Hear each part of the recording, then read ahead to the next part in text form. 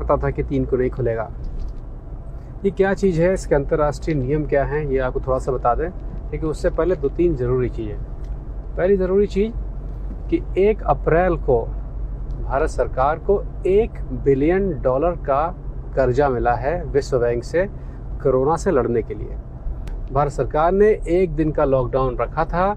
उसके बाद WHO से भारत सरकार ने कहा कि अगर लंबे लॉकडाउन की ज़रूरत है तो उसके लिए मदद की आवश्यकता पड़ेगी, और WHO के हस्तक्षेप से विश्व बैंक ने $1 बिलियन, ये होता है लगभग 75 अरब रुपया, ये मैं लिख दे रहा हूँ, सकता कहीं लिखने में गड़बड़ हो जाए तो कहीं कुछ और बता दिए हैं। ये पैसा 29 मार्च के आसपास सैंक्शन हो गया था, जो कि 2 अप्रैल को भारत सरकार को मिल गया था। इसका मतलब ये है कि पैसा मांगते समय भारत सरकार को ये पता था कि अगर ये पैसा मिल जाएगा तो उन्हें अंतर्राष्ट्रीय लॉकडाउन के नियमों का पालन करना पड़ेगा। वो नियम थे 2 महीने का लॉकडाउन, उसके बाद 4 महीने का सोशल डिस्टेंसिंग। मतलब कि जब पहला लॉकडाउन हुआ था उसके बाद जिसको बढ़ाने के लिए पूरी प्रेस कॉन्फ्रेंस हुई थी, दिया मिसाल जलाया गया था, उस समय पता था कि लॉकडाउन 2 महीने चलना है।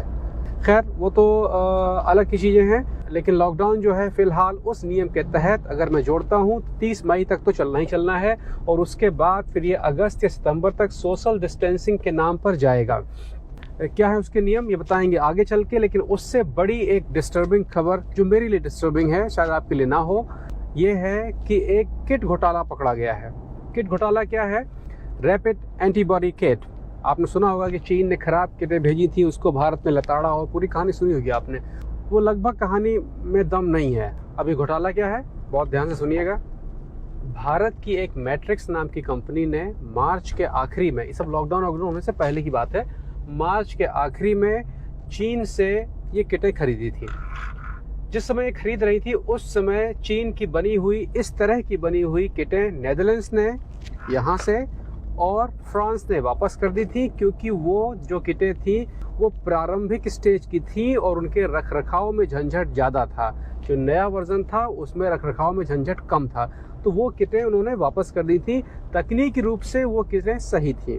जिस समय डील चल रही थी मैट्रिक्स के साथ में, तो मैट्रिक्स को इसके बारे में पता था। तो मैट्रिक्स ने क्या किया, उन्होंने कहा कि भाई ऐसा करिए कि नई वाली और पुरानी वाली मिक्स करके दे दीजिए, और रेट लगाया 245 रुपया। 248 रुपये के कीमत पर 5 लाख किटें भारत मंगवाई गईं। भारत में जब वो किट आई तो भारत सरकार ने इन किटों को 500 रुपये में उस कंपनी से खरीदा।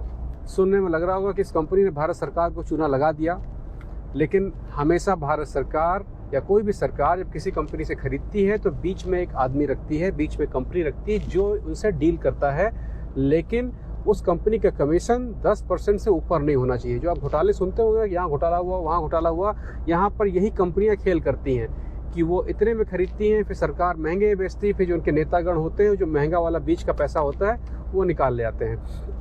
लेकिन ये पोल कहाँ से खुली? पोल यहाँ से खुली कि अप्रैल के मध्य में 12 से 15 अप्रैल के आसपास तमिलनाडु ने यही किटें इसी कंपनी से खरीदी। फार्मा ने जो 500 रुपया किट के हिसाब से बिल भेजा वो शान बायोटेक के नाम से था, शान बायोटेक्स के नाम से था। वहाँ पर तमिलनाडु सरकार को थोड़ा शक हुआ और उन्होंने पता करने की कोशिश की कि इसका हकीकत में रेट क्या है। जब इन्होंने यूरोप में पता किया कि यूरोप में खुदरा मूल्य तो 400 का है और भारत सरकार 500 में ले रही है अपने ही देश में, तो तमिलनाडु सरकार कोर्ट चली गई। तो ये जब कोर्ट ने सारे कागजात हिसाब किताब देखे, कोर्ट ने साफ कर दिया कि भैया आपने चाहे इतने में खरीदा हो, जब अंतर्राष्ट्रीय खुदरा मूल्य 400 का है तो आप 500 कैसे ले सकते हैं। और ये एक आपराधिक कृत्य भी था। इसके चक्कर में मैट्रिक्स कंपनी को सजा भी हो सकती थी। मैट्रिक्स कंपनी ने जब अपने को फंसते देखा तो उन्होंने सब उगल दिया। उन्होंने कहा भैया हमको तो सरकार ने कहा था कि 500 से 700 के बीच में बेचिए। कोर्ट ने सरकार से पूछा कि कैसे कहा आपने? सरकार ने अभी तक कोई जवाब नहीं दिया है। सरकार के पास ये विशेषाधिकार होता है कि जवाब दें कि बाद में दें, क्योंकि इस समय महामारी चल रही, तो उन्होंने इसको फिलहाल रोक के रखा हुआ है। लेकिन जब ये कोर्ट कचहरी चल रही थी, इतना झंझट हो रहा था, एक तो बार सुने आप कि इसके मामले में कोर्ट में कहीं गए थे, ये न्यूज़ कहाँ गई, क्यों नहीं बताई गई? ये कोर्ट कचहरी ठीक उसी समय हो रहा था जब जमाती पकड़े गए थे। जब जमातियों को निकाला जा रहा था, वो लोग थूक रहे थे डॉक्टरों के ऊपर, पकड़े जा रहे थे, कोरोना फैला रहे थे, हिंदू मुसलमान हो रहा था, और सारी की सारी मीडिया, सारी पब्लिक उसको देख रही थी, और इधर कोर्ट कचहरी में काम चल रहा था। इसको अब आप क्या कह सकते हैं ये आप जाने, लेकिन ये समय बिल्कुल वही था। इसकी पूरी डिटेल जो मैं कह रहा हूँ, इसके तथ्य मैं फेसबुक पे डाल दूंगा, और आप में से जो खोजी पत्रकार लोग जानना चाहें वहाँ से वो फाइल डाउनलोड कर लें, फेसबुक पे मिल जाएगी, पापा ऑन ड्यूटी वाले पर। फिलहाल मामला कोर्ट में है, लेकिन चूंकि महामारी है इसलिए महामारी का काम पहले होगा। और भारत सरकार अभी तक इन्होंने 5 लाख इस तरह की किटें खरीदी हैं और 100 करोड़ किटें खरीदने का प्लान है। तीसरी जरूरी चीज़, आपको मैंने पिछले प्रोग्राम में प्लाज्मा थेरेपी की कुछ बातें बताई थी, जिसमें WHO ने भी एक्शन लिया, उसके तुरंत बाद भारत सरकार का जवाब भी आया है। इसको पहले आप देख लें, फिर हम लोग बात करेंगे तीसरे सब्जेक्ट लॉकडाउन की, कि अंतर्राष्ट्रीय नियम क्या हैं। भैया, प्लाज्मा थेरेपी जो आप सुन रहे हैं ये 100% धोखा है। भारत के कुछ डॉक्टर, सब नहीं, कुछ डॉक्टर, कुछ ने तो मुझसे भी संपर्क किया कि आप इसको प्रमोट कर दीजिए। क्यों कर दें? क्योंकि ये झूठ है। मैंने तो WHO को लिख के कहा है कि भारत सरकार से वो कहें कि इस तरह की थेरेपी वगैरह पे या तो बैन लगाएं या आधिकारिक रूप से कहें कि ये झूठ है। इस विषय में यह क्लैरिफाई करना बहुत जरूरी है, अति आवश्यक है कि जब तक कि ICMR अपनी स्टडी को कंक्लूड ना कर ले, रोबस्ट साइंटिफिक प्रूफ अवेलेबल ना हो, तब तक इस थेरेपी को केवल हम या तो रिसर्च या ट्रायल पर्पस के लिए ही उपयोग करें। इनफैक्ट जो प्लाज्मा थेरेपी है, अगर इसको हम प्रॉपर तरीके से, प्रॉपर गाइडलाइंस के तहत इस्तेमाल ना करें तो इससे लाइफ थ्रेटनिंग कॉम्प्लिकेशंस भी हो सकती हैं। जब तक यह थेरेपी प्रॉपरली अप्रूव नहीं है या इसकी इफेक्टिवनेस सिद्ध नहीं हुई है, तब तक इसके बारे में किसी भी तरह का दावा किसी भी स्थाई पर करा जाना बिल्कुल अनुचित है। ICMR की स्टडी के बारे में कहीं भी इस प्रकार का प्रयोग पूरी तरह से इलीगल है, और दूसरी तरफ पेशेंट की जान को इससे खतरा भी उत्पन्न हो सकता है।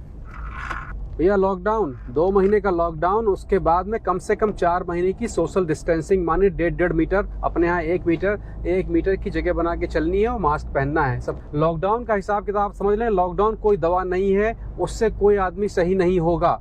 लॉकडाउन केवल इसलिए है कि सारे एक साथ ना बीमार पड़ जाएं और अस्पतालों में जगह खत्म हो जाए तो इलाज ना हो पाए, बस। इसके अलावा कुछ नहीं है। होगी बीमारी शायद आपको भी, क्योंकि महामारी की परिभाषा ये होती है कि 70 से 80% लोगों को ये होगा, लेकिन एकदम से ना हो जाए कि सारी व्यवस्था बिल्कुल चरमरा जाए। इसलिए वैश्विक रूप से लॉकडाउन पर निर्णय लिया गया कि लॉकडाउन करेंगे, उसकी वजह से बीमारी धीरे धीरे आगे बढ़ेगी, ना कि तुरंत।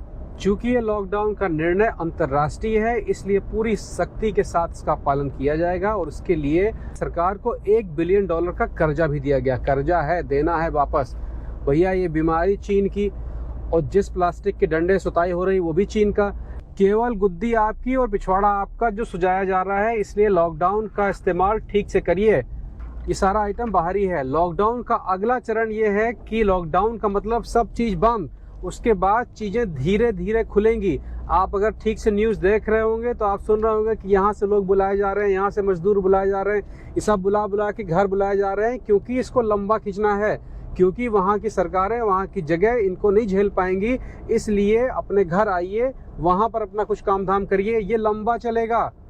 यहाँ का, पश्चिम का, यूरोप का हिसाब किताब ये है कि सोशल डिस्टेंसिंग जो है वो दिसंबर तक चलेगा, और बहुत संभव है कि मध्य 2021 तक चलेगा, क्योंकि टीका आने में अभी 8 महीने से 1 साल का समय लग जाएगा, और ये टीका पहले भारत में नहीं आएगा। अगर बाहर वाला आएगा तो अपने यहाँ प्लाज्मास बना लेंगे तो अलग बात है। तो जब धीरे धीरे ये लॉकडाउन खुलेगा तो ये सोशल डिस्टेंसिंग की तरफ जाएगा। उसका मतलब ये है कि आपको अपने ग्राहकों के बीच में, रिश्तेदारियों के बीच में, पार्टियों में, सब जगह पर 1-1 मीटर का फर्क रखना पड़ेगा। वो कंपनियां जिसमें ज़रूरत से ज़्यादा लोग हैं उनको छटनी करनी पड़ेगी, वो कंपनियां जिसमें ज़रूरत से कम जगह हो वहाँ पर छटनी करनी पड़ेगी। तो इसके बहुत सारे नुकसान भी होंगे, फ़ायदे भी होंगे, लेकिन इसके फ़िलहाल नुकसान ज़्यादा होंगे, क्योंकि इसके लिए हमारी अर्थव्यवस्था अभी उतनी तैयार नहीं है। इसलिए लॉकडाउन को गांठ बांध लें कि ये लंबा चलेगा, तैयारी पूरी रखें अपनी। पसंद टीवी को सब्सक्राइब करके बेल आइकन जरूर दबाएं, लाइक, कमेंट और शेयर करना ना भूलें।